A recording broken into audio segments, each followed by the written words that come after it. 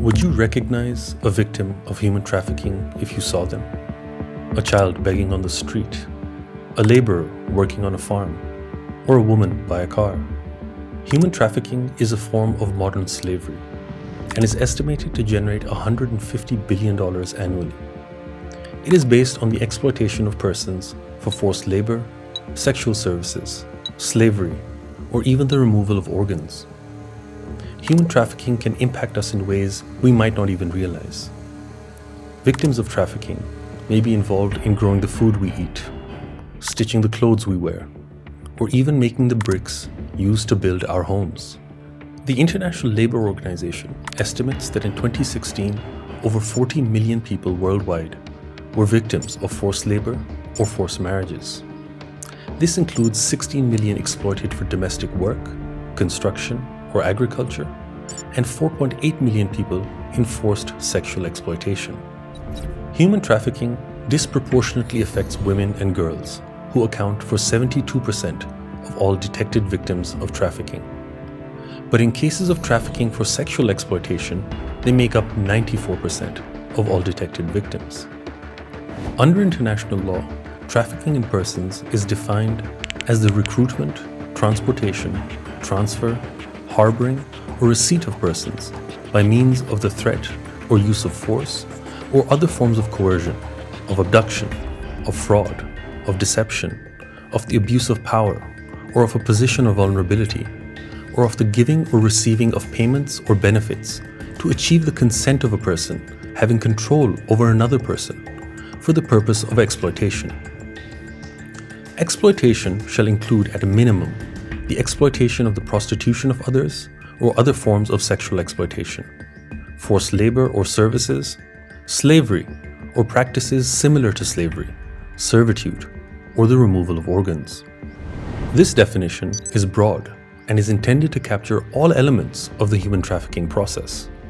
Importantly, human trafficking can occur both within a country as well as across international borders. To better understand this definition, we can break it down into three ingredients: actions, means, and the purpose involved. Through this breakdown, we can understand that a trafficker, for example, would undertake the action of transporting a person by means of using force or deception for the purpose of prostitution or other forms of sexual exploitation. It is important to note that even where a person consents to the intended exploitation, this will be irrelevant when any of the means are used by the trafficker. In 2018, it was estimated that there were 20,000 cases of domestic trafficking in Pakistan, 92% of which were women and girls, some as young as 2 years old. Within Pakistan, some prevalent forms of trafficking are bonded labor, where a person is recruited for work and then, through the abuse of power or due to the individual's position of vulnerability, is exploited into forced labor. Forced begging, where in some cases children are transported, transferred, or received after being abducted or bought from persons having control over them, and then forced to beg on the streets. But when it comes to children, under the law, only the action and purpose have to be established. The means do not. Sex trafficking and forced marriages, where usually women or girls are recruited, transported, transferred, harbored, or received by traffickers who may have deceived them, abused their position of vulnerability, or paid persons having control over them for prostitution or other forms of sexual exploitation. Internationally, Pakistanis have been detected as forced laborers and victims of sex trafficking in the Middle East, Europe, and Africa.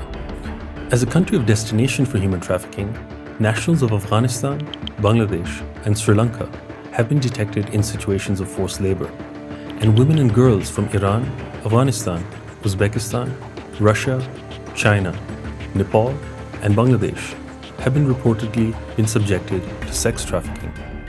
In 2018, Pakistan enacted the Prevention of Trafficking in Persons Act, which, along with other laws, provides law enforcement officials with potent tools to investigate and prosecute human traffickers. The law also provides for special protections and compensation for the victims of trafficking. These are encouraging developments and through coordinated and dedicated law enforcement actions will allow Pakistan to overcome this form of modern slavery.